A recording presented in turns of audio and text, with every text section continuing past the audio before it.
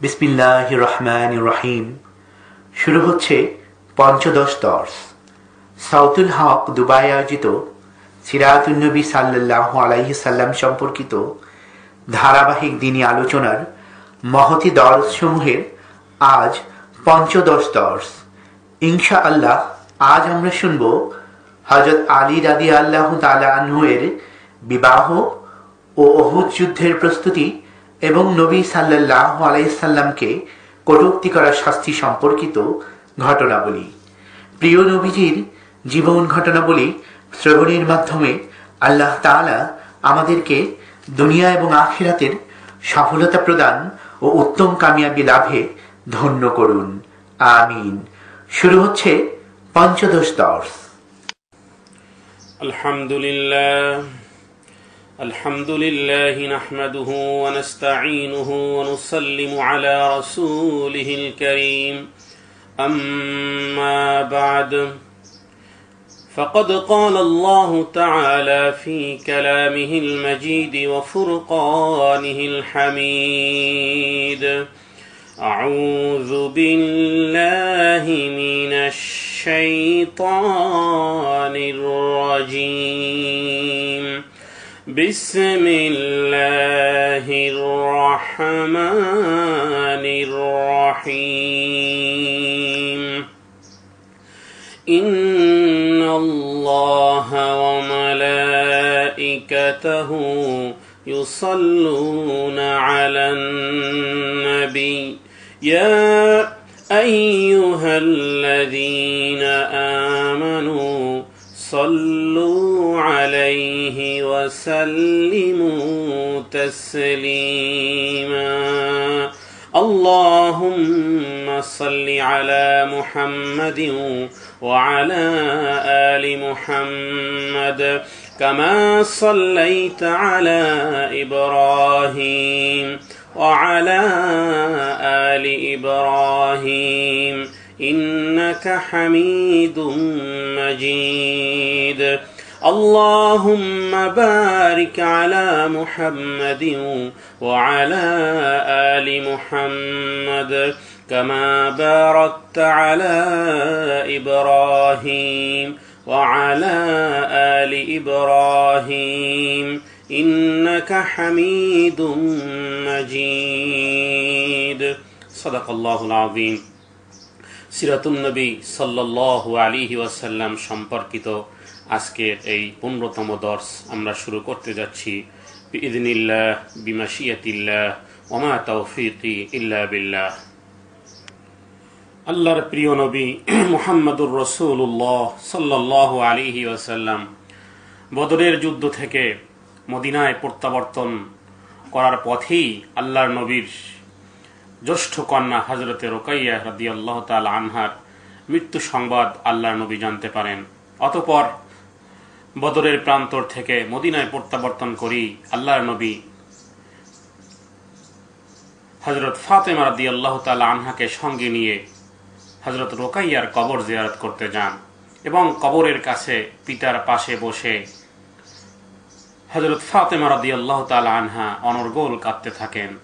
আল্লাহর নবী তাকে সান্ত্বনা দিতে থাকেন এবং নিজের চাদরের কোনা দিয়ে তার চোখের পানি মুছে দেন, হযরত ফাতেমার চোখের পানি মুছে দেন। আল্লাহর নবী সাল্লাল্লাহু আলাইহি ওয়াসাল্লাম পূর্বে মৃত্যুর জন্য কাঁদতে বারণ করে দিয়েছিলেন, কিন্তু এতে ভুল বোঝাবুঝির সৃষ্টি হয়। তারা কবরস্থান থেকে প্রত্যাবর্তন করে শুনতে পান যে হযরত ওমর রাদিয়াল্লাহু তাআলা আনহু উদ্বেগ প্রকাশ করেছেন এবং ওই সমস্ত মহিলাদের কথা উল্লেখ করেছেন যারা বিবি রুকাইয়া রাদিয়াল্লাহু তাআলা আনহা এবং বদরের যে 8 জন শহীদ হয়েছিল সেই শহীদদের জন্য ক্রন্দন করতেছে। হযরত ওমর রাদিয়াল্লাহু তাআলা আনহু তাদেরকে নিষেধ করে দেন। আল্লাহর প্রিয় নবী মুহাম্মদুর রাসূলুল্লাহ সাল্লাল্লাহু আলাইহি ওয়াসাল্লাম হযরত ওমরকে বললেন, ওমর তাদেরকে কাঁদতে দাও। যে কান্না হৃদয় থেকে আসে, অশ্রু হয়ে চোখ দিয়ে ঝরে পড়ে, তা আল্লাহর কাছ থেকে, এবং যা হাত থেকে ও জিহ্বা থেকে বের হয়ে আসে তার উৎস শয়তান থেকে। হাত দ্বারা ক্রন্দন মানে বুকে আঘাত করা, আর মুখ খাবলে ক্রন্দন করা, এবং জিহ্বা দ্বারা ক্রন্দন করা মানে মাতম করা, স্মৃতিগোচরভাবে চিল্লানো, বিলাপ করা, কোলাহলপূর্ণ ক্রন্দন তা হলো শয়তান থেকে। মহিলা মৃত্যুর জন্য এরূপ সামাজিক বিলাপ করবে না, অর্থাৎ চিল্লাচিল্লি করে মাতম করে কোনো কান্নাকাটি করবে না।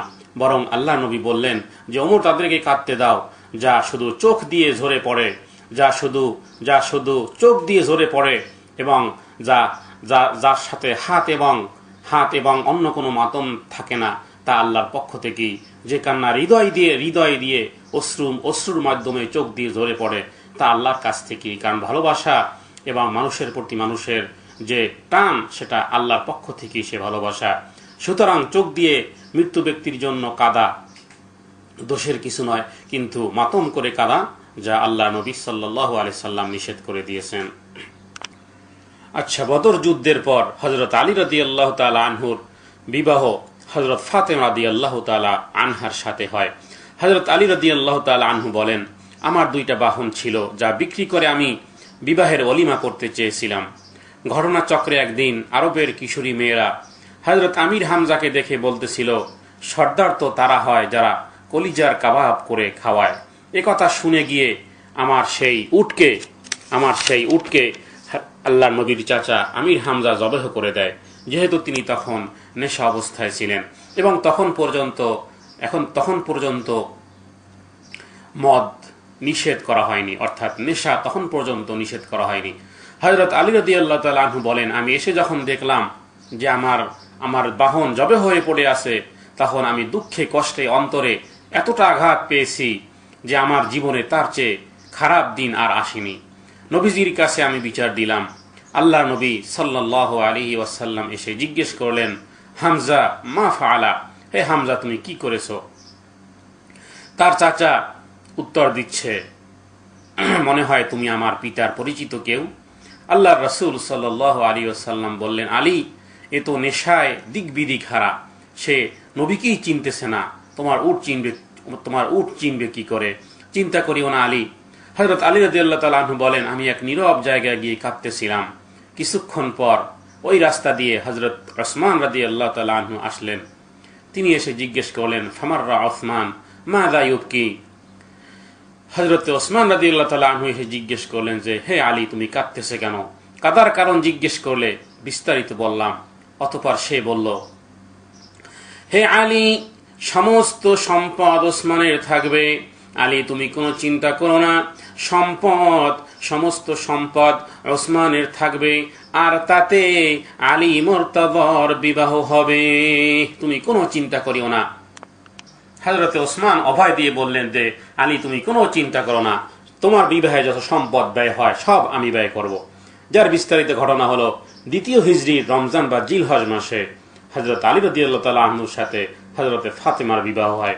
আল্লাহর নবী সাল্লাল্লাহু আলাইহি ওয়াসাল্লাম নিজে খুতবা পড়ে বিবাহ কার্য সম্পন্ন করেন। হযরত ফাতেমা তখন মাত্র 15 বৎসরে পদার্পণ করেছে এবং হযরত আলী রাদিয়াল্লাহু তাআলা আনহুর বয়স মাত্র 21। আল্লাহ নবীর প্রস্তাব শুনে হযরত আলী রাদিয়াল্লাহু তাআলা আনহু প্রথমে ইতস্তত করতেছিলেন, কারণ তার নিজের দারিদ্র্যের কথা চিন্তা করে। তার সম্মতি পাওয়ার পর আল্লাহ নবী সাল্লাল্লাহু আলাইহি ওয়াসাল্লাম তাকে জিজ্ঞেস করেন, হে আলী, তোমার কি সম্পদ আছে? হযরত আলী বলেন, আমার মাত্র একটি অশ্ব এবং একটি বর্ম আছে। আল্লাহ নবী সাল্লাল্লাহু আলাইহি ওয়াসাল্লাম বললেন, অশ্বটি তোমার নিজেরই প্রয়োজন হবে, তবে বর্মটি বিক্রি করো। হযরত আলী রাদিয়াল্লাহু তাআলা আনহু সেই বর্মটি বাজারে গিয়ে 480 দিরহামে বিক্রি করে মূল্য এনে আল্লাহ নবী হাতে প্রদান করেন। আল্লাহ নবী তিনি কিছু অর্থ বিলালের হাতে দিয়ে বলেন খুশবু কিনে আনতে।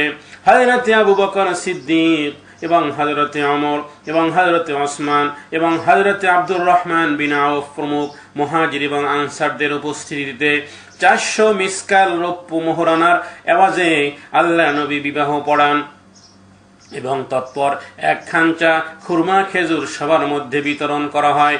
আল্লাহ নবী সাল্লাল্লাহু আলাইহি ওয়াসাল্লাম হযরতে ফাতেমাকে হযরত ফাতেমাকে যে জেহেজ প্রদান করেন, অর্থাৎ আল্লাহ নবী হযরত ফাতেমাকে যে সমস্ত মাল সামান দেন তার মধ্যে ছিল ঝাউ কাঠের একটি খাটিয়া, এরপরে চামড়ার একটি মোটা বালিশ যার ভিতরে ছিল খেজুর পাতা, আর 2টি পানির মস্ক, আরেকটি ছিল একটি ছাগল এবং একটি মেষ চর্মের বিছানা, আর ছিল জাতার পাথর 2টি, অর্থাৎ গম পিষে যে জাতা, সেই জাতার 2টা পাথর ছিল, আর ছিল 2টি মাটির কলসি।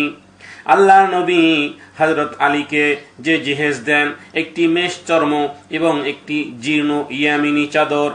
অতঃপর অলিমার ভোজ হয়, শাদী মোবারকের 2 অথবা 3 দিন পর একটি মেষ জবাই করা হয় এবং মাত্র কয়েক সাজব অলিমার ভোজ সম্পন্ন হয়।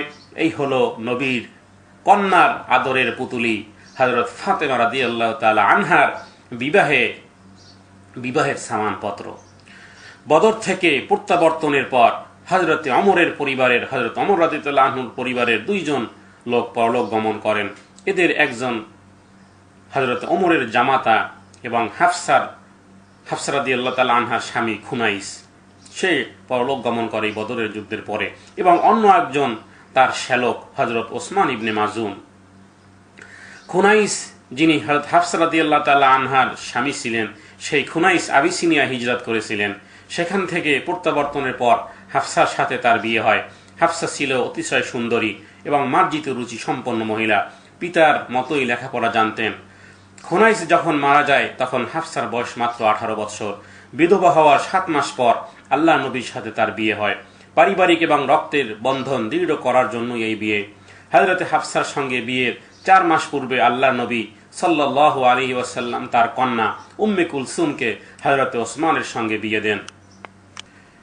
এভাবে করে তিনি মুসলিম সম্প্রদায়ের 4 ব্যক্তি হযরত আবু বকর সিদ্দিক রাদিয়াল্লাহু তাআলা আনহু এবং হযরত ওমর রাদিয়াল্লাহু তাআলা আনহু এবং হযরত ওসমান রাদিয়াল্লাহু তাআলা আনহু ও হযরত আলী রাদিয়াল্লাহু তাআলা আনহুর সঙ্গে বৈবাহিক সম্পর্ক স্থাপন করে নিয়েছিলেন আল্লাহ নবী।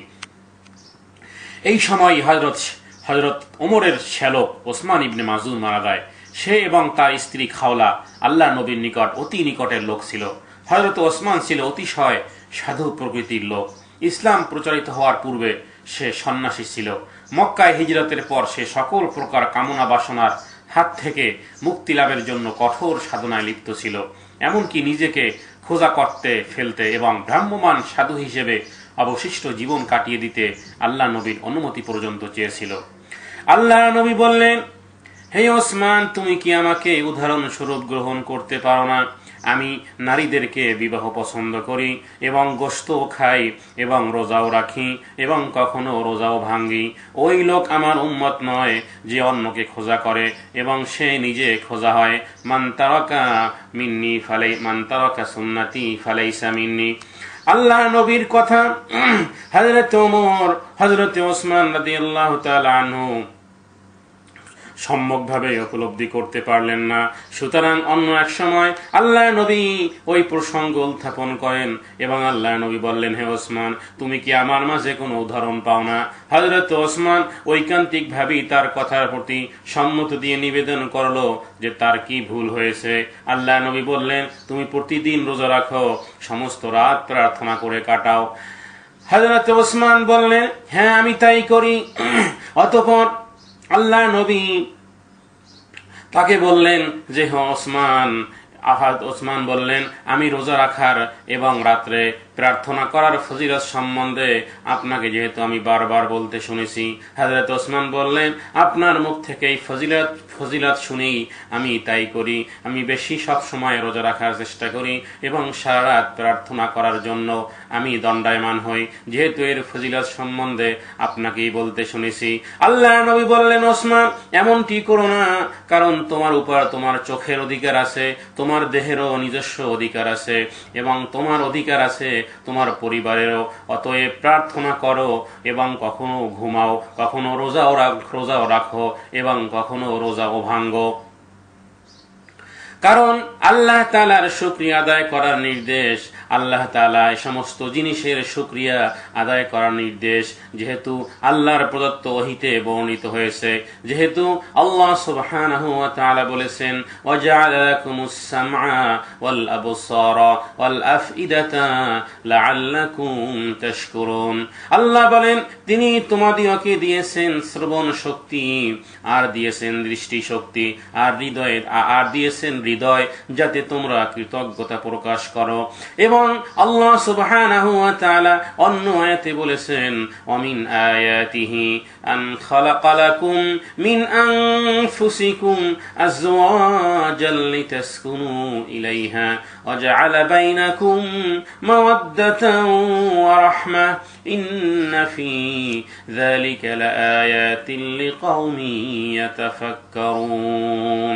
এবং তাহার নিদর্শনাবলীর মধ্যে রয়েছে তিনি তোমাদিওকের জন্য তোমাদিওকের মধ্য হইতে সৃষ্টি করিয়েছেন তোমাদের সঙ্গিনী দিগকে, তোমাদের স্ত্রী দিগণকে, যাহাতে তোমরা তোমাদের স্ত্রী দিগকের নিকট শান্তি পাও, এবং তোমাদিওকের মধ্যে পারস্পরিক ভালোবাসা এবং দয়া সৃষ্টি করেছেন আল্লাহ রাব্বুল আলামিন। চিন্তাশীল সম্প্রদায়ের জন্য ইহাতে অবশ্যই বহু নিদর্শন রহিয়াছে।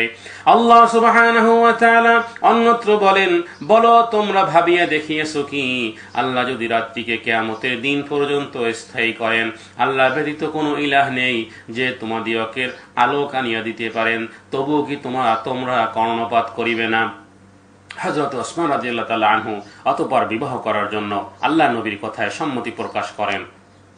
মূলত হযরত ওসমান রাদিয়াল্লাহু তাআলা আনহু হযরত রুকাইয়ার মৃত্যুর পরে তার মানসিক অবস্থা খুবই খারাপ হয়ে গিয়েছিল। যেহেতু হযরত রুকাইয়াকে অত্যাধিক ভালোবাসতেন হযরত ওসমান রাদিয়াল্লাহু তাআলা আনহু। যাই হোক, বদর যুদ্ধের পরই এই ওসমান রাদিয়াল্লাহু তাআলা আনহুর স্ত্রী এবং নবী কন্যা হযরত রুকাইয়ার মৃত্যু হয়। অতঃপর হযরত ওমর রাদিয়াল্লাহু তাআলা আনহু হযরত ওসমানকে বললেন যে, হে ওসমান, আমার মেয়ে হাফসা ঘরে আছে, আমার মেয়ে হাফসাকে তুমি বিবাহ করো। হযরত ওসমান রাদিয়াল্লাহু তাআলা আনহু শুনে চুপচাপ রইলেন, কোনো উত্তর দিলেন না, হ্যাঁ অথবা না, কোনো উত্তর দিলেন না। এতে হযরতে ওমর রাদিয়াল্লাহু তাআলা আনহু একটু অপমান বোধ করলেন এবং তা নবীর দরবারে গিয়ে নালিশ করলেন।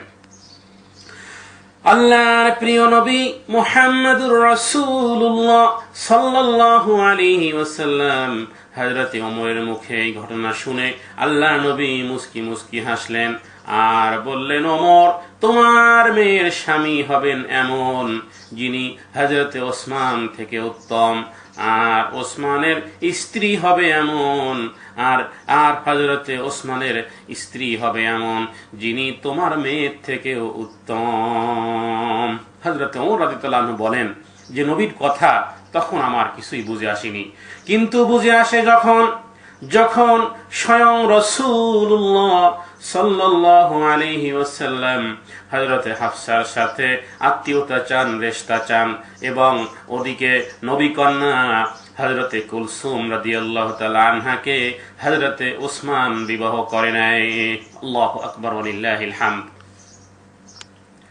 এভাবে করে মদিনার জীবন শুরু হয়েছিল। ওদিকে বদরে মুসলমানদের বিজয় মদিনার ইহুদিরা এবং মুশরিকরা এবং মুনাফিকরা ঈর্ষান্বিত হয়ে পড়ে। মুসলমানদের ধ্বংস করার জন্য ইহুদিরা গোপনে গোপনে সলাহ পরামর্শ শুরু করে। আল্লাহ নবীর রাজনৈতিক ক্ষমতা, জাগতিক প্রভাব প্রতিপত্তি তাদের কাছে অসহ্য ছিল।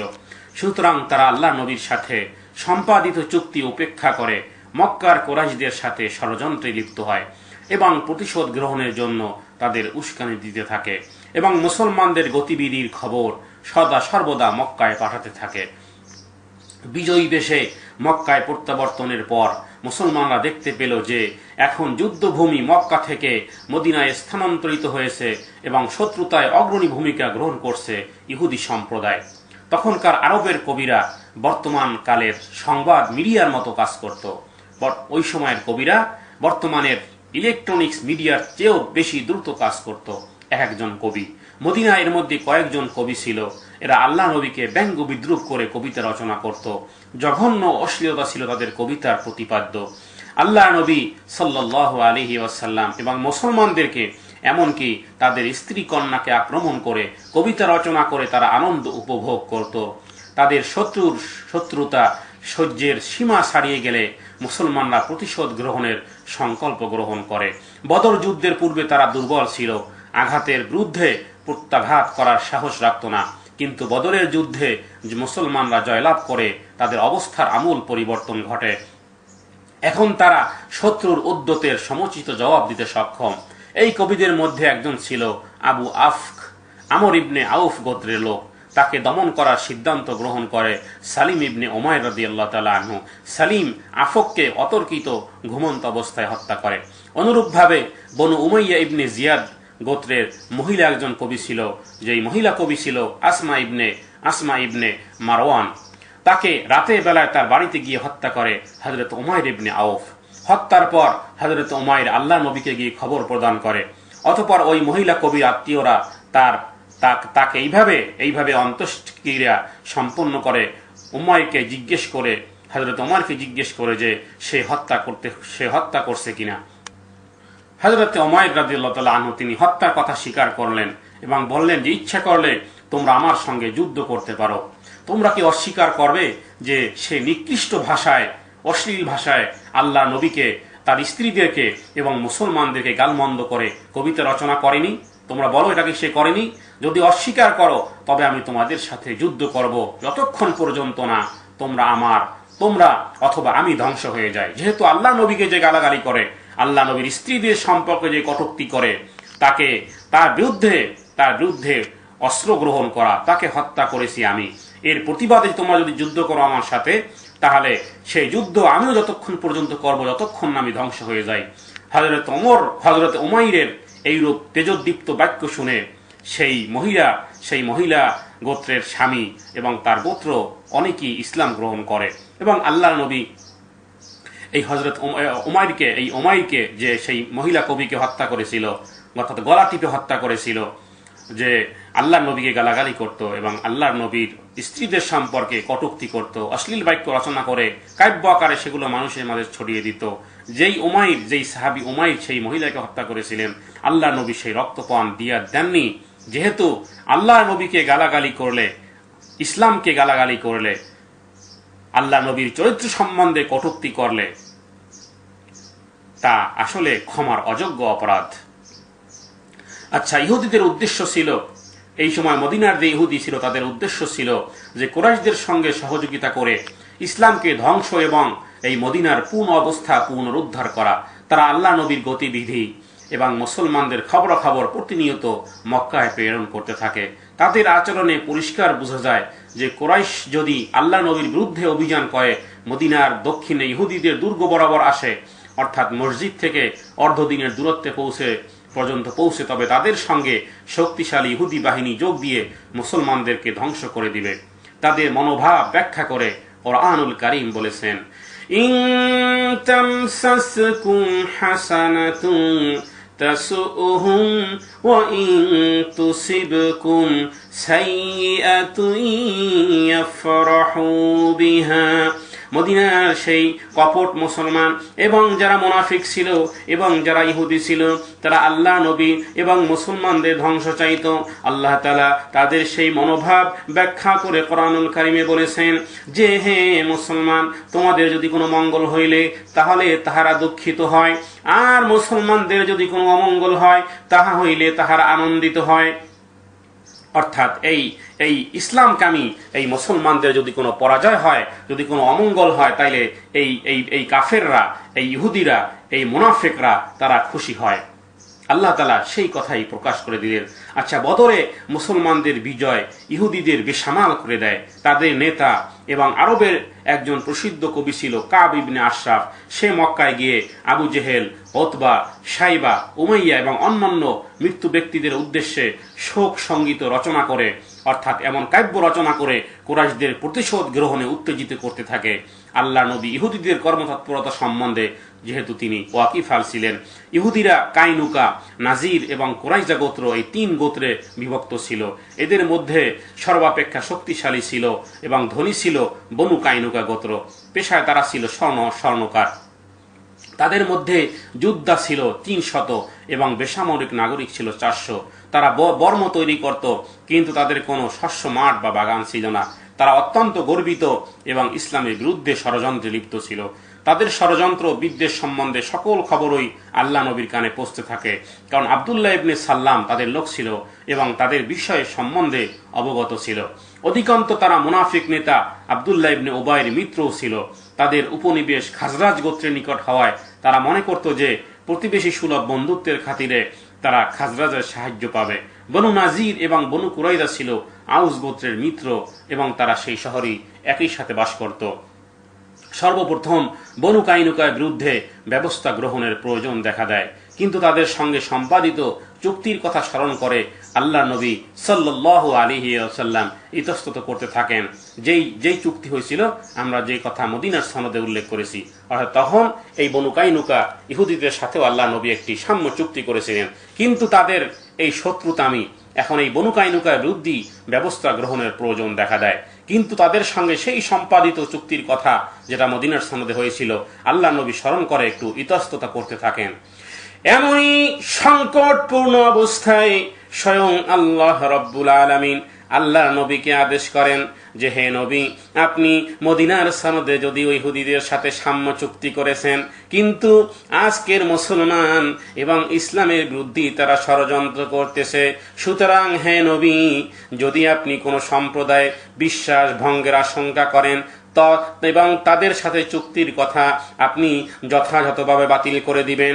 আল্লাহ সুবহানাহু ওয়া তাআলা বলেন, ওয়া ইম্মা তাখাফান্না মিন কওমিন খিয়ানাতান ফামবিদ ইলাইহিম আলা সাওয়া।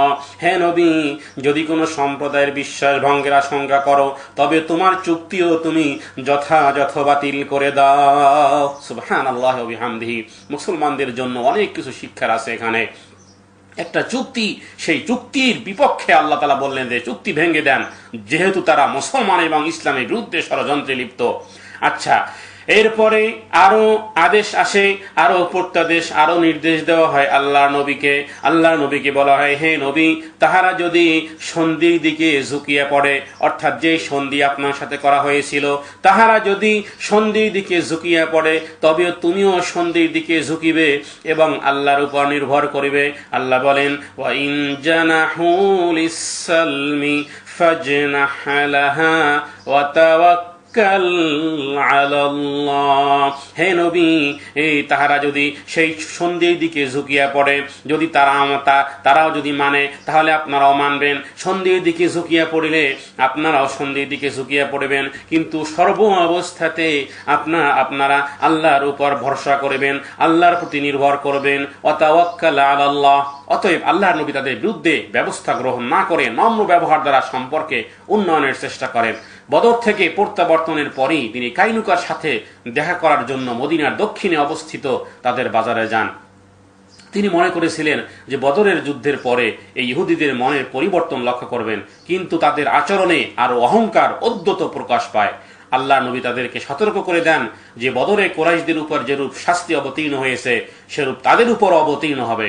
উত্তরে কাইনুকা সম্প্রদায় অহংকার বশত এবং আত্মম্বরিতা নিয়ে উদ্যত নিয়ে আল্লাহ নবীকে বলে দেয়, হে মুহাম্মদ সাল্লাল্লাহু আলাইহি সাল্লাম, তোমার ধারণা কি আমরাও কুরাইশ? তুমি যদি আমাদেরকে কুরাইশ মনে করো তাহলে ভুল করবে। তুমি যেহেতু অপারদর্শী অনভিজ্ঞ লোকদের সাথে তুমি যুদ্ধ করেছো, জয় এনেছো, আমাদের সাথে যদি তুমি যুদ্ধ করতে, বুঝতে যে আমরা কতটা প্রবল। এই কথা শোনার পর আল্লাহ নবী সাল্লাল্লাহু আলাইহি ওয়াসাল্লাম কিছুই বললেন না, চলে গেলেন। তারা মনে করলো, ইহুদিরা মনে করলো যে আমাদের জয় হয়েছে। যাই হোক, এরপরে আল্লাহ নবীর দ্বিতীয় অভিযান ছিল গাজওয়ায়ে জি আমর, যাকে বলা হয়, যা পরিচালিত হয়েছিল জুন মাসের 624 খ্রিস্টাব্দে। যার বিস্তারিত বর্ণনা ছিল গাতাফান কবিলার বনু সালাবা এবং বনি মুহারিবের বিরুদ্ধে। আল্লাহ নবীর সঙ্গে তখন ছিল সাহাবী ছিল 450 জন। তিনি পরিকল্পনা করেন যে পলায়নমান বেদুইনদের পশ্চাৎধাবন করে উত্তর নজদের পাহাড়ে অবস্থিত তাদের গোপন আস্তানায় প্রবেশ করবেন। সালাবা গোত্রের একজন মুসলিম তাকে পথ প্রদর্শন করে নিয়ে যাবে বলে আশ্বাস দেয়। মুসলিম বাহিনী সমতল ভূমি থেকে মুহারিব এলাকায় পাহাড়ের আরোহণকালে অকস্মাৎ হঠাৎ করে বৃষ্টি এসে তাদের অনেকের গায়ের কাপড় ভিজিয়ে দেয়। আল্লাহ নবীর কাপড়ও ভিজে যায় বৃষ্টিতে।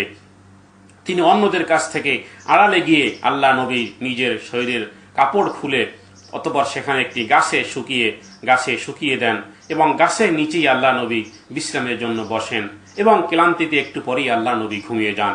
কিন্তু শত্রুপক্ষ যেহেতু মুসলমানদের বিশেষ করে আল্লাহ নবীর গতিবিধির প্রতি অদৃশ্যে লক্ষ্য রাখতেছিল। আল্লাহর প্রিয় নবী মুহাম্মদুর রাসূলুল্লাহ সাল্লাল্লাহু আলাইহি ওয়াসাল্লামের হঠাৎ তিনি ঘুমিয়ে পড়েন এবং হঠাৎ তার ঘুম ভেঙে যায়। তিনি দেখতে পেলেন একটি লোক উন্মুক্ত তরবারি হাতে শিয়রে দণ্ডায়মান। এই লোকটি ছিল মুহারিব সর্দার, তার নাম ছিল দুশুর। সেই দুশুর আল্লাহ নবীকে জিজ্ঞেস করলো, হে মুহাম্মদ সাল্লাল্লাহু আলাইহি ওয়াসাল্লাম, বলো এখন তোমাকে কে রক্ষা করবে? সেই দুশুর বলল। এবং এই ঘটনাটি ছিল বদর যুদ্ধের পর, অর্থাৎ বনু গাতফানের গাজওয়ায়ে বনু গাতফান নামেও যাকে উল্লেখ করা হয়েছে। তখন অনেক বড় গোত্র ছিল এরা, যার প্রসিদ্ধ এই ঘটনাটি ছিল যে আল্লাহ নবী সাল্লাল্লাহু আলাইহি ওয়াসাল্লাম একটি গাছের নিচে শুয়ে একটু আরাম করতেছিলেন। এই ফাঁকে এই বনু গাতফানের নাম করা যোদ্ধা, যার নাম জাগদু, চুপি চুপি গোপনে নীরব শব্দে একেবারে নবীর সামনে এসে তরবারি বের করে আল্লাহ নবীকে বলতেছে, ইয়া মুহাম্মদ সাল্লাল্লাহু আলাইহি ওয়াসাল্লাম, মান ইয়ামনাউকা মিন্নি, আমার হাত থেকে তোমাকে কে বাঁচাবে? আল্লাহ নবী সাল্লাল্লাহু আলাইহি ওয়াসাল্লাম অত্যন্ত দৃঢ় কণ্ঠে, শান্ত অবিচলিত কণ্ঠে আল্লাহ নবী উত্তর দিলেন, আল্লাহ। আল্লাহ নবী বললেন, আল্লাহ আমাকে বাঁচাবে। আল্লাহ নবী নির্ভীক উত্তর শুনে এই দুশুরের অন্তরাত্মা কেঁপে উঠল। হাতের তরবারি মাটিতে গিয়ে পড়ল। আল্লাহ নবীর পবিত্র মুখের পবিত্র নামের উচ্চারণে এই দুশুরের এই কাফেরের হাত থেকে কাঁপতে কাঁপতে তরবারি খানা পড়ে গেছে। এবার আল্লাহ নবী সাল্লাল্লাহু আলাইহি ওয়াসাল্লাম সেই তরবারি হাতে নিয়ে বললেন, তোমার অবস্থা এখন কি হবে? তোমাকে কে বাঁচাবে? আল্লাহ নবী অতঃপর বললেন, এখন তোমাকে কে রক্ষা করবে, কে বাঁচাবে? কাফের আরো ভয় পেয়ে গেল। আল্লাহ নবী সাল্লাল্লাহু আলাইহি ওয়াসাল্লাম তাকে ছেড়ে দেন। আল্লাহ নবীর তাকে এবং শুধু তাই নয়, আল্লাহ নবী তাকে এই তরবারিখানাও ফেরত দেন, বললেন চলে যাও। তার আল্লাহ নবীর এই মহাবুবতা, এই দয়া পরবশ দোসরকে মুগ্ধ করে। সে তৎক্ষণাৎ ইসলাম গ্রহণ করে আর পড়ে না লা ইলাহা ইল্লাল্লাহু মুহাম্মাদুর রাসূলুল্লাহ সাল্লাল্লাহু আলাইহি ওয়াসাল্লাম। ফিরে এসে সে গাতফান গোত্রে বলল যে সে সত্যিকারী নবী, তার সঙ্গে কখনো তোমরা যুদ্ধে পারবে না। নবীর সাথে কে লড়বে? এভাবেই করি সেই যুদ্ধের সমাপ্তি হয়। এই দুশর আল্লাহ নবীর এই মহানুভবতাকে তাকে মুগ্ধ করে। সে তৎক্ষণাৎ ইসলাম গ্রহণ করে। দস্যুর তার নিজ গোত্রে প্রত্যাবর্তন করে ঘটনার বিবরণ দেয় এবং ইসলাম গ্রহণের জন্য সবাইকে আহ্বান জানান। এভাবে করে সেই যুদ্ধের পরিসমাপ্তি হয়। আচ্ছা, সেখান থেকে ফেরার পরে মুসলিম বাহিনী প্রত্যাবর্তনের কিছুদিন পরেই মদিনাতে যখন আল্লাহ নবী আবার ফেরত আসেন, তখন এই মদিনারই একজন ছিল কাব ইবনে আশরাফ, যে নাকি মক্কা থেকে তার বনি নাজির গোত্রের আস্তানায় ফিরে আসে। এই আস্তানাটি ছিল মদিনার শহরতলির নিকটে।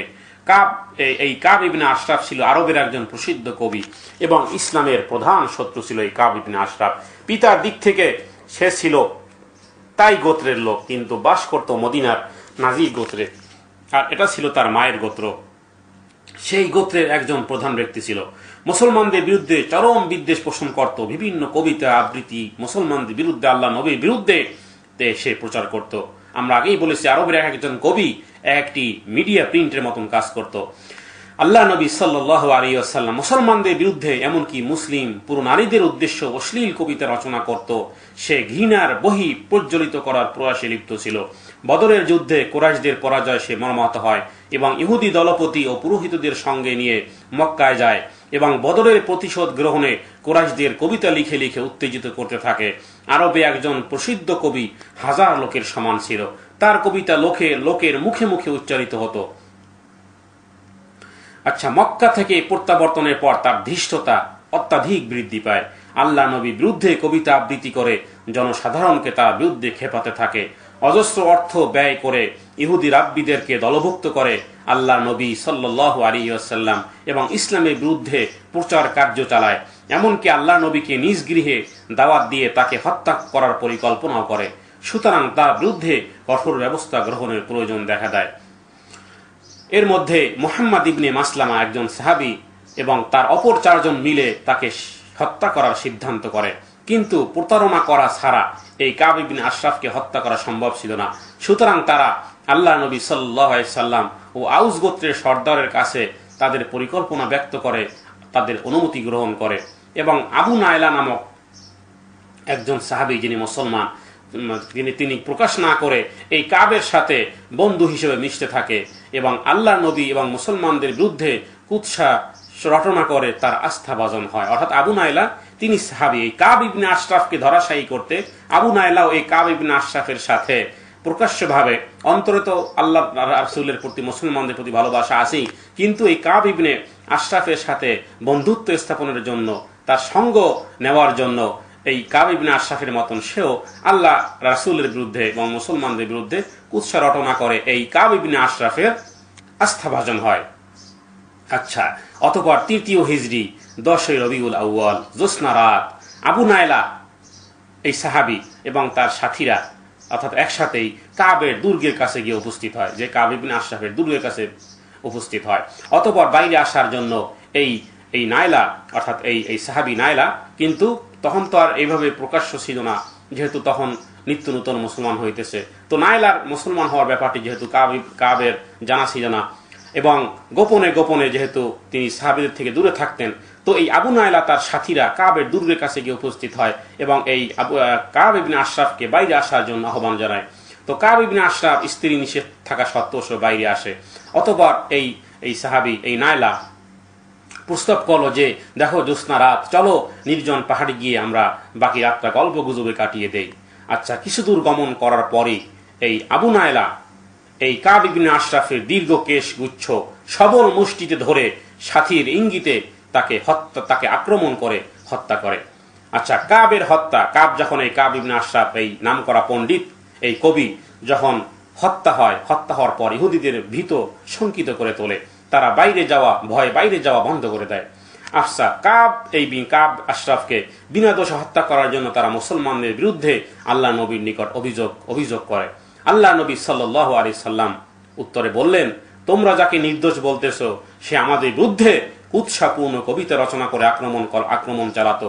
সে যদি অন্যান্য ইহুদিদের মতো আমাদের বিরুদ্ধে ঘৃণা প্রচার না করতে তবে কিছুই হতো না।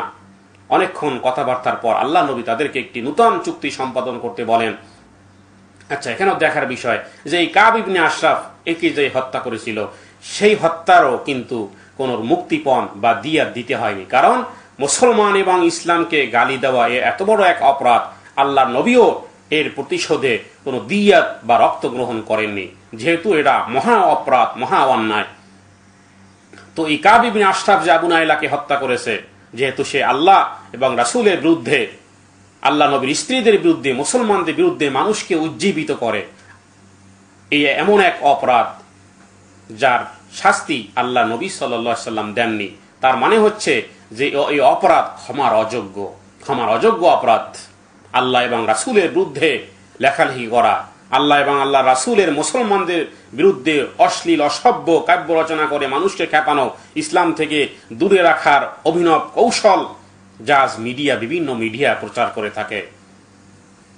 তো এভাবে করে আল্লাহ নবী তাদের কথাবার্তা শুধু শুনেছেন, কিন্তু কোনো প্রতিক্রিয়া ব্যক্ত করেননি। অথবা আল্লাহ নবী বলেছিলেন যে ঠিক আছে, তোমরা নতুন একটি চুক্তি সম্পাদন করো, এবং এই একটি চুক্তি ছিল যাতে করে এই চুক্তি, যদিও আল্লাহ নবী পুনরায় অন্য একটি চুক্তি করেছিলেন, কিন্তু তারপরও ইহুদিদের সংখ্যা দূর হলো না, তারা আল্লাহ নবীর বিরুদ্ধে পূর্বের মতোই ষড়যন্ত্রে লিপ্ত রইল, অর্থাৎ এই সবাই একই পথে হাঁটতে লাগলো। আচ্ছা, এর কিছুদিন পরেই মদিনার বনু কাইনুকা গোত্রের বাজারে, যেখানে সুকুল্লাইল অর্থাৎ রাত্রিকালীন বাজার, সেইখানে এই ইহুদিদের এই বনু কাইনুকার এই রাত্রিকালীন বাজারে একদিন এক মুসলমান মেয়ের গলায় দোপাট্টা চেপে ধরে এক ইহুদি এই মুসলমান মহিলার ইজ্জত লুটতে চেষ্টা করে। অন্য এক মুসলমান দেখে সঙ্গে সঙ্গে সেই ইহুদিকে হত্যা করে। এবার ইহুদিরা মিলেও সেই মুসলমানকে হত্যা করে। নূতন এক সমস্যার সূত্রপাত হয়। যার বিস্তারিত ব্যাখ্যা হলো যে তার কয়েকদিন পরই বাজারে এই অপ্রীতিকর ঘটনা ঘটে। একজন মুসলিম মহিলার প্রতি একজন ইহুদি অভদ্র আচরণ করে, আর সেই মহিলাটি ছিল একজন আনসারের স্ত্রী। সে এক ইহুদি স্বর্ণকারের দোকানে বসেছিল।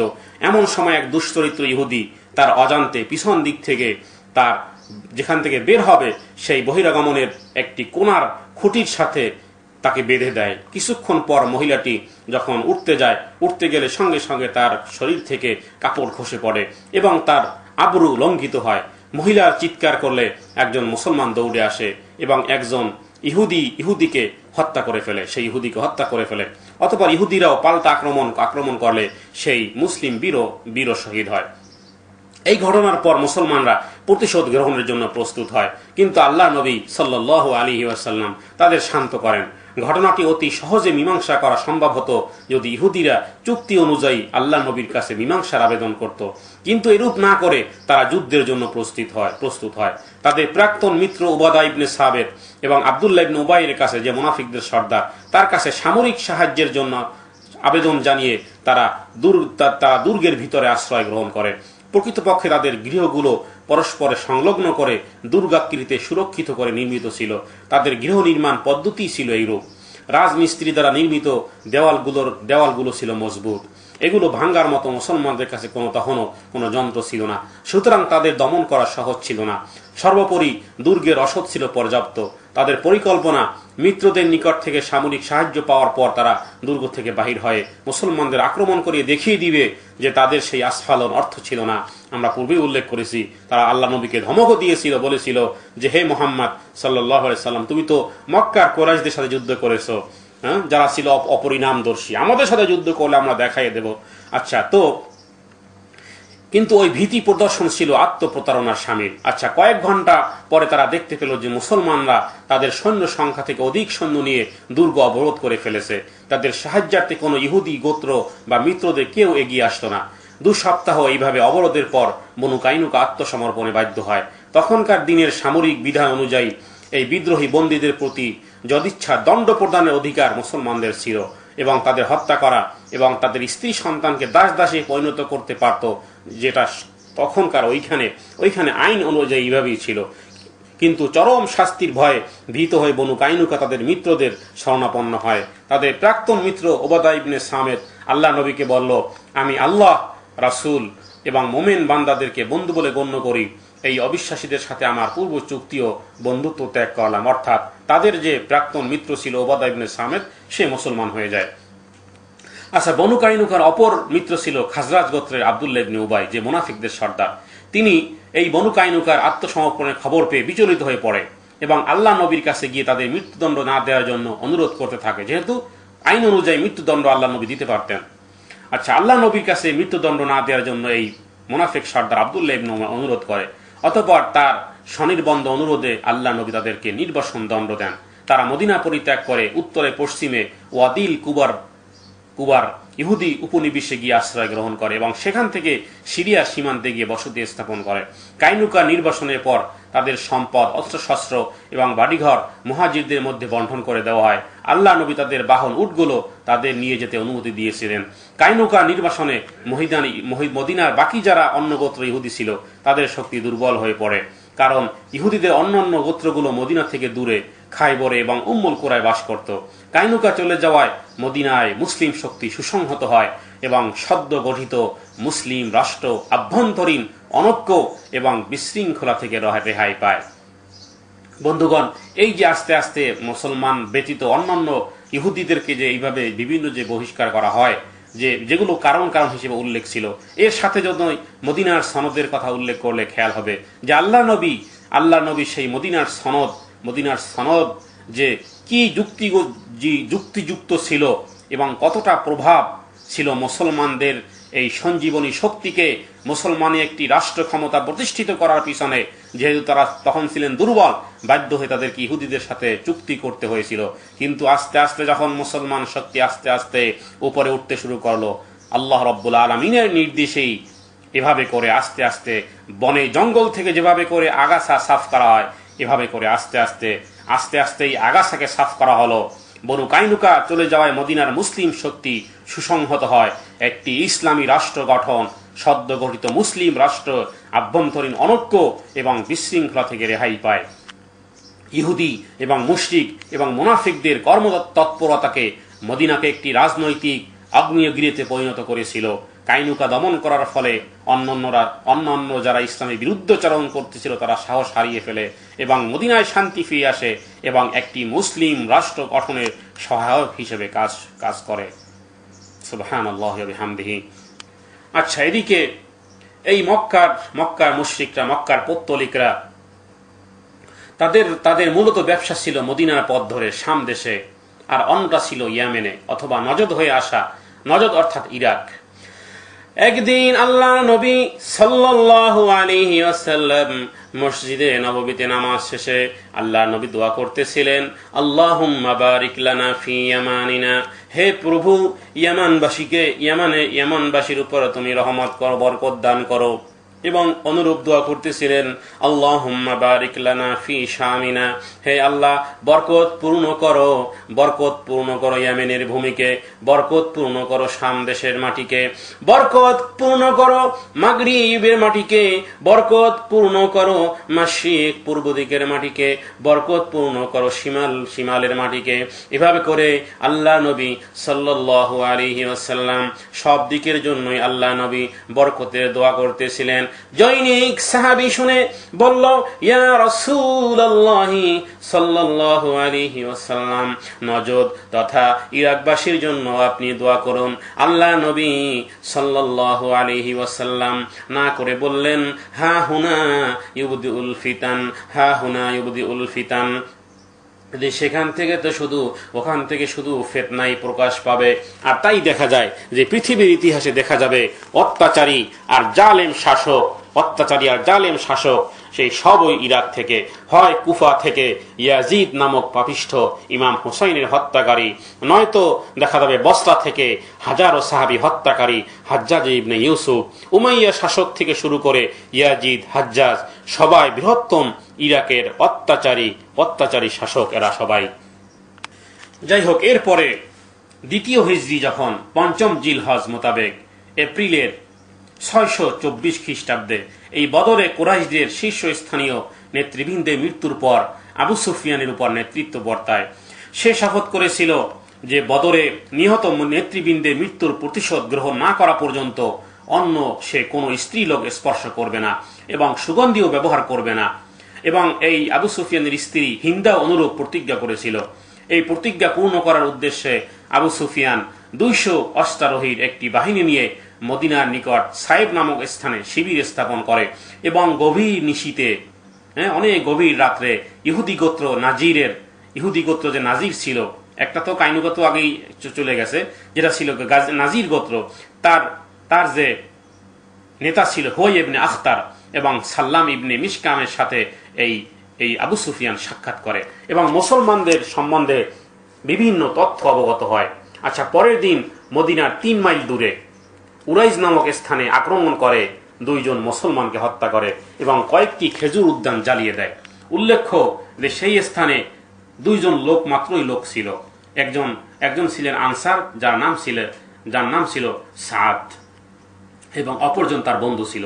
এই সংবাদ পাওয়ার সঙ্গে সঙ্গে রাসূলুল্লাহ সাল্লাল্লাহু আলাইহি ওয়াসাল্লাম 200 আনসার এবং মুহাজিরদের একটি বাহিনী নিয়ে তাদের পশ্চাৎধাবন করেন। এই খবর জানতে পেরে কুরাইশ বাহিনী ভয়ে আত্মহারা হয়ে পলায়ন করে।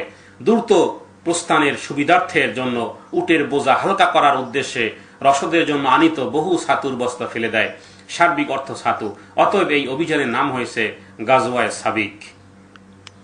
অতএব আমরা দেখতে পাচ্ছি যে এদিকে এই মদিনার বসবাসরত ইহুদি বনু কাইনুকা আগেই এখান থেকে তাদের দূরভিসন্ধির জন্য বিতাড়িত হয়েছিল।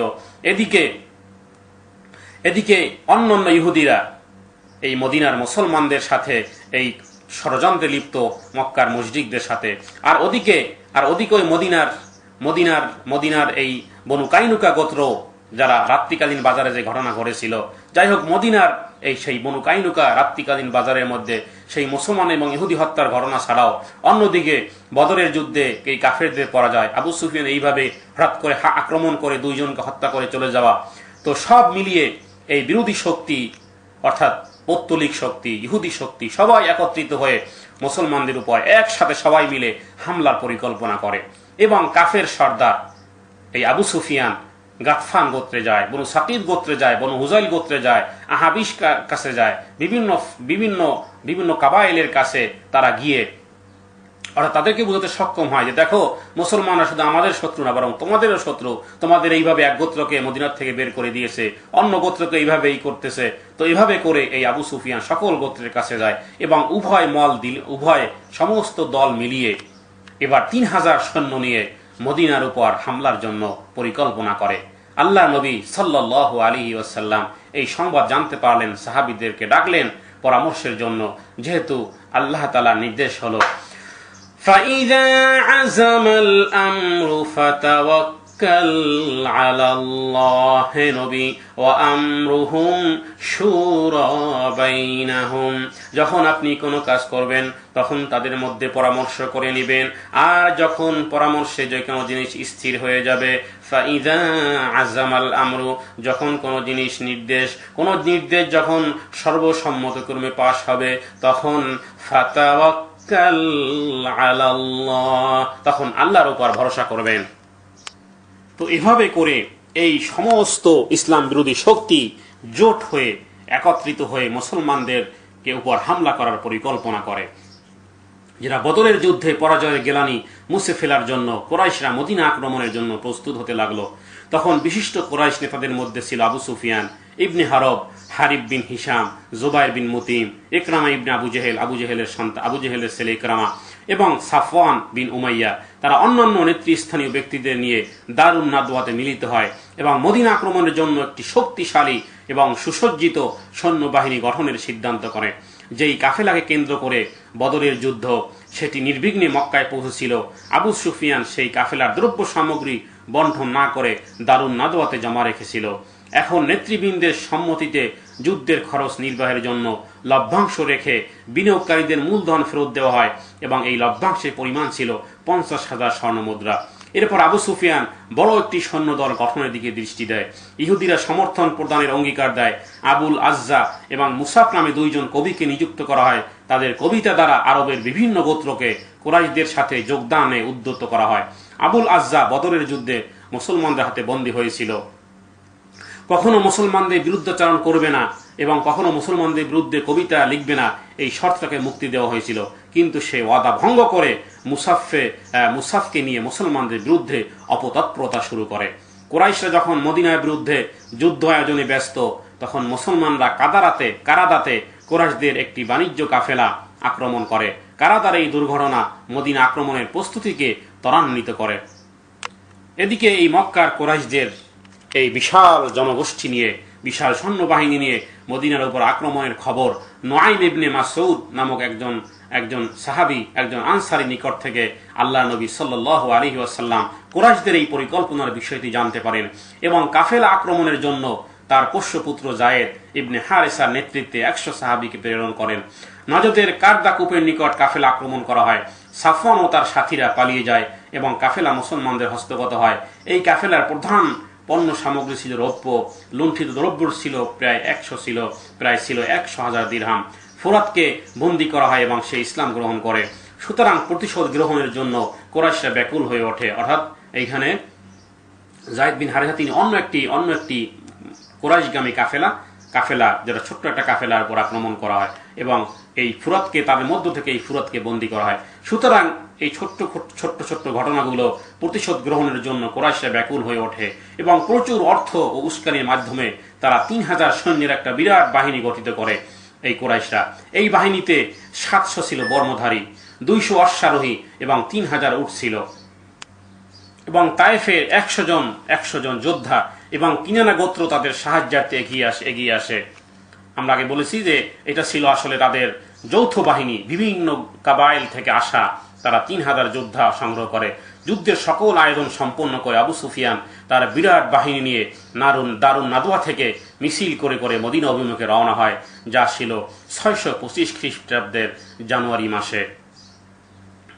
আচ্ছা, আল্লাহ নবীর চাচা তখন হযরত আব্বাস, তিনি তখনও মুসলমান হননি, তিনি মক্কায় থাকতেন, তিনি ইসলাম গ্রহণ করেছিলেন কিন্তু গোপন, সেটা যদিও সেটা ইসলাম ফাতে মক্কার সময়।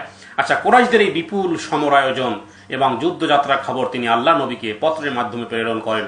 পত্রটি যখন তার হাতে পৌঁছে তখন আল্লাহ নবী তখন কুবাতে ছিলেন, শত্রু আক্রমণের মাত্র অল্প দিন বাকি। যুদ্ধ প্রস্তুতি গ্রহণের জন্য তিনি দ্রুত মদিনায় আসেন। যেসব মুসলমান শহরতলিতে বাস করত, আল্লাহ নবীর নির্দেশে তারা মালপত্র এবং গবাদি পশু নিয়ে নগর প্রাচীর অভ্যন্তরে চলে আসে। কুরাইশদের পরিকল্পনা জানার চেষ্টা চলে। খবর পাওয়া গেল যে কুরাইশ বাহিনী পশ্চিমের উপকূলীয় পথ ধরে কিছুটা অগ্রসর হয়ে যথাসময় মোড় নিয়ে অভ্যন্তরে প্রবেশ করে মদিনার 5 মাইল দূরে। সংক্ষিপ্ত যাত্রা বিরতির পর উত্তর পূর্ব দিকে কয়েক মাইল অগ্রসর হয় অহুদ পর্বতের পাদদেশে এক খণ্ড সমতল কৃষিভূমিতে শিবির স্থাপন করেছে। আচ্ছা, মক্কা বাহিনীর গতিবিধি জানার জন্য আদাস এবং মুনেস নামক 2 জন সাহাবীকে প্রেরণ করা হয়।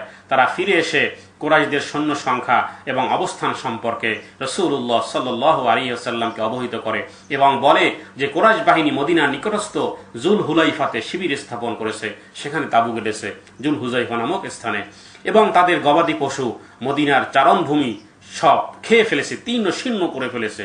সব তাদের এই কুরাইশদের যে গবাদি পশু মদিনার সকল চারণভূমি সব খেয়ে ফেলেছে। স্বভাবতই মদিনায় আতঙ্ক ছড়িয়ে পড়ে। মানুষ যাতে মনোবল হারিয়ে না ফেলে সেজন্য নগরীতে পাহারার ব্যবস্থা করা হয়। সাদ ইবনে মুআজ রাদিয়াল্লাহু তাআলা আনহু এবং সাদ ইবনে উবাদা রাদিয়াল্লাহু তাআলা আনহু প্রমুখ সাহাবীগণ অস্ত্রশস্ত্রে সুসজ্জিত হয়ে মসজিদে নববীর দ্বারে পাহারা দিয়ে রাত কাটায়।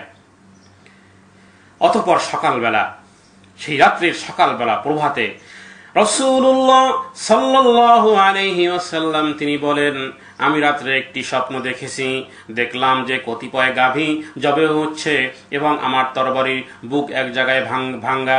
নিজের হস্ত একটি সুদৃঢ় বর্মে আমি প্রবেশ করিয়ে দিয়েছি আর নিজে একটি ভেড়ার পশ্চাৎ ধাবন করতেছি। সাহাবীরা এই স্বপ্নের ব্যাখ্যা আল্লাহ নবীর কাছে জানতে চাইলে আল্লাহ নবী বললেন, গাভীগুলো হলো ওই সমস্ত সাহাবী যারা শহীদ হবে, আর তরবারির বুকের ভাঙ্গা জায়গাটার অর্থ হলো আমার একজন আপন ব্যক্তি এই যুদ্ধে শহীদ হবে, এবং সুদৃঢ় বর্মটি অর্থ হলো মদিনা, এবং ভেড়াটি শত্রুপক্ষের রক্ষক যে আমার হাতে নিহত হবে। প্রভাতে সকালবেলা আল্লাহ নবী সাল্লাল্লাহু আলাইহি ওয়াসাল্লাম সকল মদিনাবাসীকে পরামর্শের জন্য আহ্বান করেন। আল্লাহ নবী নিজস্ব মত ছিল নগর প্রাচীর অভ্যন্তর থেকে যুদ্ধ করা, এতে বালক বালিকা ও স্ত্রীলোক সহ সকল শ্রেণীর সাহায্য পাওয়া যাবে। আল্লাহ নবীর প্রস্তাব গ্রহণ করেন বয়োজ্যেষ্ঠ মুহাজির এবং আনসাররাও। আচ্ছা, আব্দুল্লাহ ইবনে উবাই যে মুনাফিকদের সর্দার ছিল, সেও এই প্রস্তাবের প্রতি সমর্থন জ্ঞাপন করেছিল এবং তাদের অভিমত ছিল যে কুরাইশ বাহিনী নগরীর আক্রমণ করলে দুর্গ প্রাচীর উপর থেকে তীর ও লস্ত্র নিক্ষেপ করে তাদের প্রতিহত করা হবে। মুনাফিক আব্দুল্লাহ ইবনে উবাইয়ের সমর্থন ছিল এই জন্য যে মদিনার মধ্যে যদি থেকে আক্রমণ করা যায় তাহলে মুনাফিকরা তো এভাবে করে লুকোচুরি দিয়ে এই যুদ্ধ থেকে বিরত থাকতে পারবে এবং মুনাফিকরা তাদের যে আসল স্বরূপ উদ্বোধন হবে না। এই জন্য এই আব্দুল্লাহ ইবনে উবাই বলেছিল যে না, মদিনার ভিতর থেকেই আক্রমণ করা হবে। আচ্ছা, কিন্তু এই প্রস্তাবটা যারা তরুণ ছিল, যারা যুবক ছিল, যুবক সাহাবীদের এটা মনোভূত হলো না। তাদের কাছে ছিল যে এটা ছিল কাপুরুষতা, এটা হবে কাপুরুষতার নামান্তর। তারা নগরীর বাইরে গিয়ে শত্রুর মোকাবিলা করার প্রস্তাব দিল। হযরতে হামজা, হযরতে সাদ ইবনে উবাদা এবং কতিপয় অভিজ্ঞ সাহাবীও এই তরুণদের প্রস্তাব সমর্থন করেন। আচ্ছা, প্রস্তাবের প্রতি অধিকাংশের সমর্থন থাকায়, যেটা গণতন্ত্রের আদর্শের প্রতি শ্রদ্ধাশীল, আল্লাহ নবী তা গ্রহণ করেন। যেহেতু আগে উল্লেখ করেছি ও আমরুহুম শুরা বাইনাহুম, সবাইকে নিয়ে পরামর্শ করা। তো এভাবে করে যখন বেশি মানুষেরই প্রস্তাব ছিল যে নগরীর বাইরে গিয়ে যুদ্ধ করব, তো আল্লাহ নবী সাল্লাল্লাহু আলাইহি ওয়াসাল্লাম এই গণতন্ত্রের আদর্শের প্রতি শ্রদ্ধাশীল হয়ে আল্লাহ নবী তাই গ্রহণ করেন এবং সিদ্ধান্ত হয় যে মুসলমানরা নগরীর বাইরে গিয়ে শত্রুর মোকাবিলা করবে। এদিকে দুপুরে সকল সাহাবী, সেদিন ছিল জুমার দিন, জুমা নামাজের জন্য সবাই মসজিদে নববীতে সমবেত হয়। খুতবার মধ্যে রাসূলুল্লাহ সাল্লাল্লাহু আলাইহি ওয়াসাল্লাম জিহাদের ঘোষণা দেন এবং নামাজ শেষে তিনি তাদেরকে সাহসী হতে এবং কষ্ট সহিষ্ণু হতে আদেশ দেন এবং আল্লাহ নবী বললেন, হে সাহাবীরা, তোমরা অটল থেকো এবং আল্লাহ তাআলা বিজয় দান করবেন। মদিনার অতঃপর ঘরে ঘরে যুদ্ধের প্রস্তুতি চলল। আসরের সময় দলে দলে সাহাবীরা এসে সমবেত হলো মসজিদে নববীতে, নববীর সামনে। আল্লাহ নবী সাল্লাল্লাহু আলাইহি ওয়াসাল্লাম নামাজ শেষে তিনি হযরতে আবু বকর এবং হযরতে ওমরকে নিয়ে আল্লাহ নবীর ঘরে প্রবেশ করেন এবং তারা যুদ্ধ পোশাক পরিধানে আল্লাহ নবী সাল্লাল্লাহু আলাইহি ওয়াসাল্লামকে সহযোগিতা করেন। বাইরে লোকজন সারিবদ্ধভাবে সাহাবীরা অপেক্ষমান ছিলেন। সাদ ইবনে মুআজ রাদিয়াল্লাহু তাআলা আনহু এবং তার সগোত্রীয় যুবকদের তিরস্কার করে বলতে লাগলো যে তোমরা আল্লাহর নবীকে তার ইচ্ছার বিরুদ্ধে বাইরে গিয়ে যুদ্ধ করতে বাধ্য করেছো। সিদ্ধান্ত গ্রহণের দায়িত্ব আল্লাহ নবীর উপর ন্যস্ত করো, তিনি পুনরায় সিদ্ধান্ত দিবেন। আল্লাহ নবী যখন সেই যুদ্ধের পোশাক পরিহিত অবস্থায় আল্লাহ নবী বেরিয়ে আসলেন, আল্লাহ নবীর মাথার উপরে শিরোনাস্ত্রের উপরে লোহার পাগড়ি ছিল এবং বর্মের উপর উরুনাস্ত্র ছিল এবং আল্লাহ নবীর কোমরে কটিবন্ধে তরবারি জুলফিকার ছিল, যা পৃষ্ঠদেশে ঢাল ঝুলানো ছিল। তিনি ঘরের বাইরে আসলে আল্লাহ নবীর এই ভয়ঙ্কর যুদ্ধ সাজ দেখে সাহাবীরা ঘাবড়ে যায় এবং নিজেদের সিদ্ধান্তের জন্য অনুতাপ করতে থাকে। তারা বলে উঠল, ইয়া রাসূলুল্লাহি সাল্লাল্লাহু আলাইহি ওয়াসাল্লাম, আপনার সিদ্ধান্তের বিরোধিতা করে আমরা মহা অন্যায় করেছি, সুতরাং যা আপনার অভিপ্রায় তাই করুন। আল্লাহ নবী সাল্লাল্লাহু আলাইহি ওয়াসাল্লাম বললেন, একবার যুদ্ধের পোশাক পরে খুলে ফেলা নবীর পক্ষে শোভনীয় নয়। সুবহানাল্লাহি ওয়া বিহামদিহি। আল্লাহ নবী শুধু মসজিদে নববীর ইমাম না, আল্লাহ নবী শুধু নবী নয়। দেখুন এখানে আল্লাহ নবী তিনি যুদ্ধের পোশাক পরলেন, তার মাথায় লোহার পাগড়ি পরলেন, বর্মের উপর অরুণাস্ত্র, শিরোনাস্ত্রের উপর লোহার পাগড়ি, বর্মের উপর অরুণাস্ত্র, কটিবন্ধে কোমরে তরবারি জুলফিকার, পৃষ্ঠদেশে ঢাল ঝুলিয়ে তিনি ঘরের বাইরে যুদ্ধ সাজে সজ্জিত হয়ে আল্লাহ নবী উহুদের যুদ্ধের জন্য আল্লাহ নবী ঘর থেকে বের হয়ে আসেন। আল্লাহ নবী যুদ্ধের জেরা পোশাক এবং মাথায় লোহার টুপি পরিহিত অবস্থায় বের হয়ে আসলে সাহাবীরা ভাবলেন হয়তো আমরাই আল্লাহ নবীকে বাধ্য করেছি মদিনার বাইরে গিয়ে যুদ্ধ করতে। সাহাবীরা বললেন, ইয়া রাসূলুল্লাহ সাল্লাল্লাহু আলাইহি ওয়াসাল্লাম, নাহনু আকরাহনাকা বিল খুরুজি, আমরা কি আপনাকে বাধ্য করেছি মদিনার বাইরে গিয়ে যুদ্ধ করতে? আল্লাহ নবী বললেন, বাস যা হবার হবে। নবীর জন্য কখনো শোভনীয় নয় মা ইয়ামবাগি লিনাবিয়িহিম, যে যুদ্ধের পোশাক পরে তা খুলে ফেলা, যে এটা কোনো নবীর জন্য শোভনীয় নয়। চলো যা ফয়সালা হবে তাই হবে। আর এই সেই উহুদের যুদ্ধ যার মধ্যে ৭০ জন সাহাবা শাহাদাত বরণ করে। সুবহানাল্লাহি ওয়া বিহামদিহি, সুবহানাল্লাহিল আযীম, সুবহানাকা লা ইলমা লানা ইল্লা মা আল্লামতানা ইন্নাকা আনতাস সামিউল আলীম। وآخر دعوانا أن الحمد لله رب العالمين। ইনশাআল্লাহ পরের দর্শে আমরা উহুদ যুদ্ধের বিস্তারিত আলোচনা করার চেষ্টা করব বিমাশিয়াতিল্লাহ বিইذنিল্লাহ ওমা তাওফীক ইল্লা বিল্লাহ আলাইহি তাওয়াক্কালতু ওয়া ইলাইহি উনীব। সুবহানাকা লা ইলমা লানা ইল্লা মা আল্লামতানা ইন্নাকা আনতাস সামিউল আলীম। ওয়া আখিরু দাওয়ানা আনিল হামদুলিল্লাহি রাব্বিল আলামিন।